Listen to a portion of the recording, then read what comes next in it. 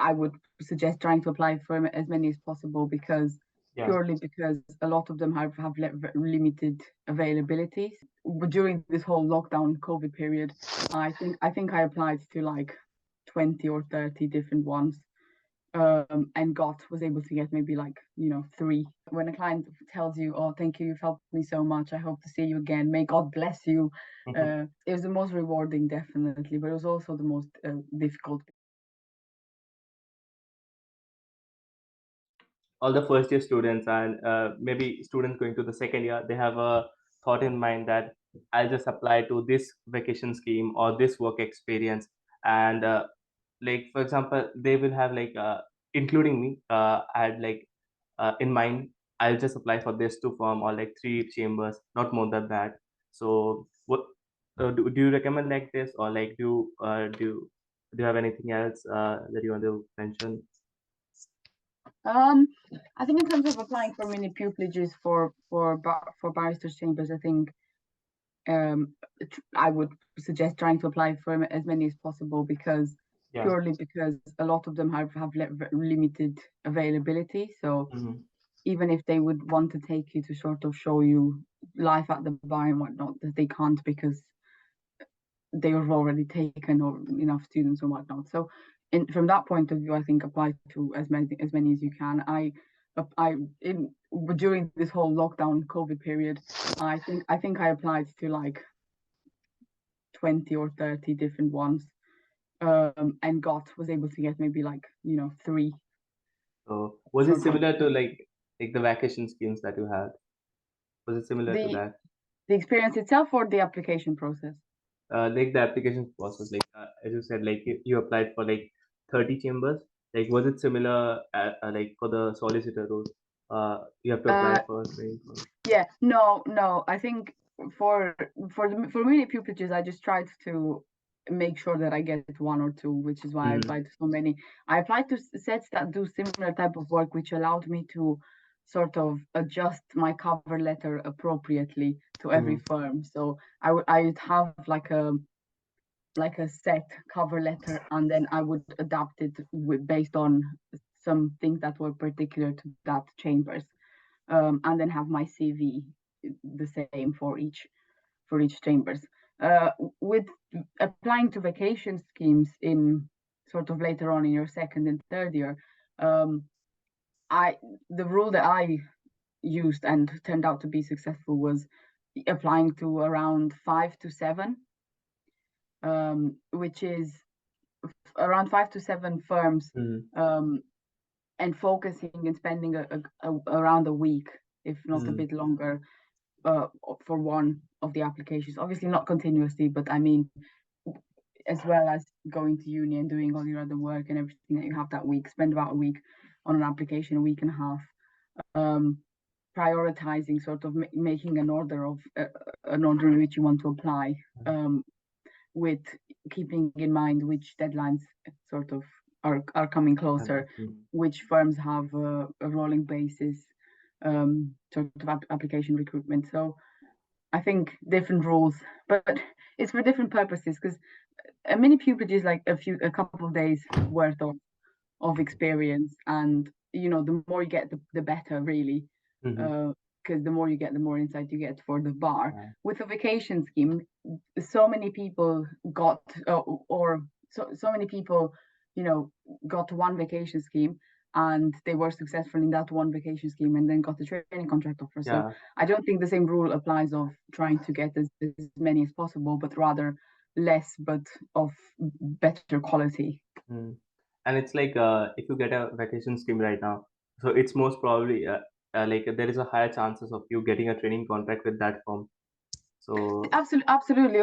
I think all vacation schemes sort of assess you for a training contract at the end of the vacation scheme. The vacation schemes I did, all of them considered the students on the vacation scheme for a training contract, whereas with the mini pupillage, they won't unfortunately consider you for pupillage, just because of the differences in the recruitment process. Yeah, they just have like experience based work, like it's just 2 to 3 days, right? And the pupillage exactly. process is so much different than the like mini pupillage. Yeah, moving on now. So I wanted to talk about your experience abroad. So you have been to abroad for your 1 year, like last year. Yes. So which college did you went on, and what courses did you choose? How has it been influenced in your like career? Yeah. So my degree is law with French law. So that automatically meant that I had to go to a French-speaking country and study in French. So I went to France. I was in Nancy, which is a very small town in the northeast part of France. And for how small the town is, there's quite a big international community of students, international students, that is, which was really great to see. I studied at the law faculty, at that university, and I studied law modules. I was able to choose what modules I wanted to do, which was great because I was able to do a lot of modules that I didn't have the time to do in Leeds, just because of you have a maximum number of credits per year and so on.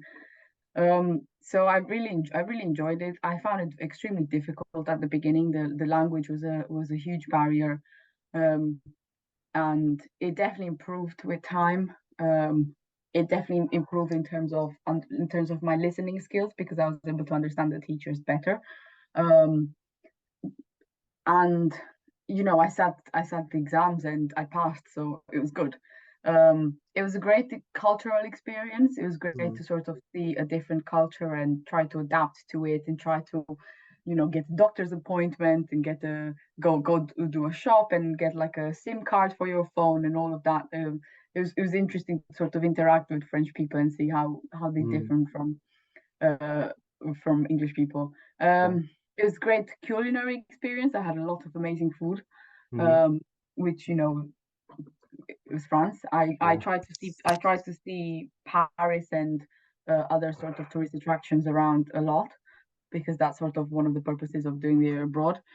And I also spoke about it a lot in my interviews and applications as well, when again, for sort of competency questions, when they ask you, tell me about a time where everything was going wrong and you did, and like how you overcame that, how you overcame a challenge, a difficulty. You had to adapt to circumstances and whatnot. So it's again something I mentioned in my application, and it's always like a success story, I guess. Obviously it was difficult, and I remember even Googling at one point. I remember I Googled, can you drop out of your year abroad?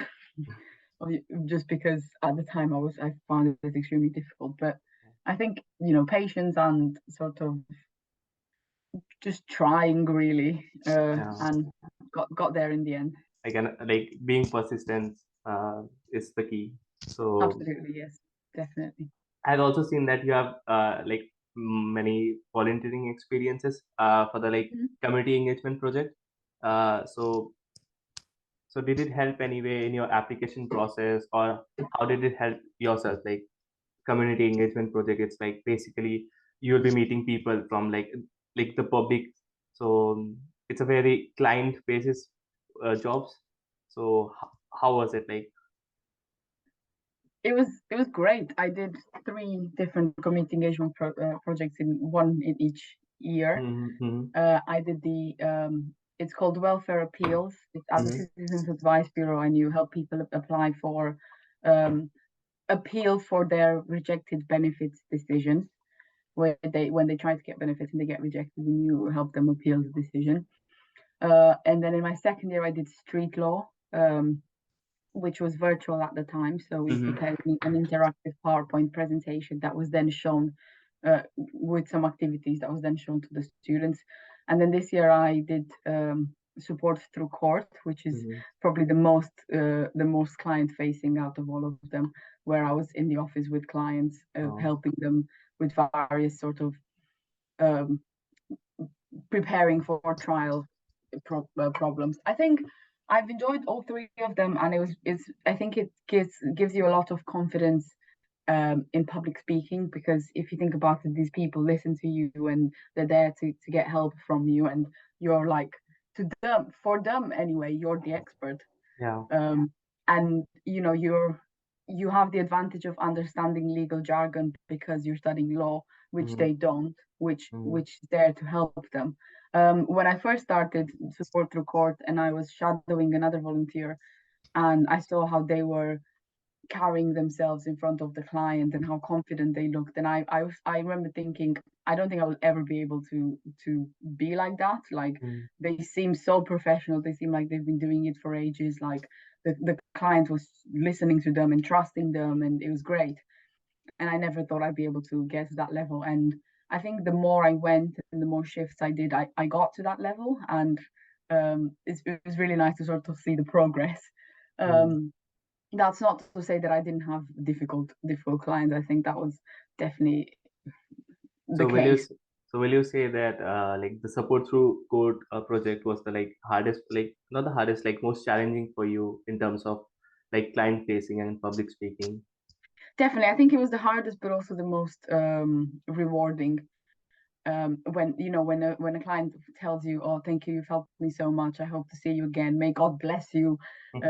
And each of them expresses their happiness in a different way, but it was the most rewarding, definitely, but it was also the most difficult, because these are people that can't necessarily convey how they're feeling in front of a judge, so in front of a court, so you're just there to sort of try and put what they're trying to say in their words in an eloquent way, so that a judge can understand what it is the problem that they're having, and so on. So it was definitely a great experience, and it's definitely something that I talk about in interviews, just because it's such a great way of getting that confidence and getting that sort of public speaking experience. I can't recommend them enough. Even one of them, you don't have to do that many. I'm just obsessed, but one is absolutely fine. I can't recommend them enough. They're honestly amazing. Can I also ask you, we all know about the application process, but there's not much awareness around the interview process. So for me, I applied to support to court last year, but during the interview process, I couldn't get it because like the questions, last year, I would say like I was not much more confident while speaking, so it was hard. But like the questions were so different than a normal interview. So how is it like? Yeah, I definitely, I remember doing the interview and didn't think it was the best interview that I did. I definitely had doubts afterwards.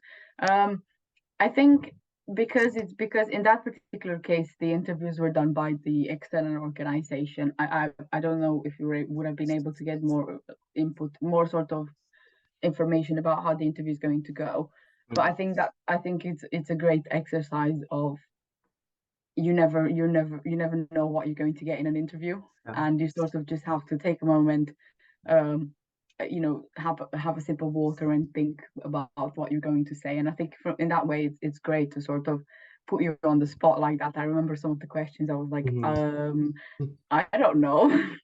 But I think generally I think interviews, and especially concerning sort of students generally, they all want you to succeed, and they it won't be sort of tricky questions, it won't be questions to put you off. I think this is advice that's for any sort of interview you're doing. If you need a moment, take a moment. If you need them to repeat the question, ask them to repeat the question. If you need extra information about the question, sort of I always ask, what is it that you're looking for me to respond exactly? Like, do you mean this way or this way? Because I'm not sure what they want me to hear, and I'd rather say what they want me to hear. So I always double check in that sense, and ask for the information, and take a moment if you need to, and really just try to be as genuine as possible. And I think that sort of advice that applies to any type of interview. I hope you enjoyed this video. Stay tuned for the next one.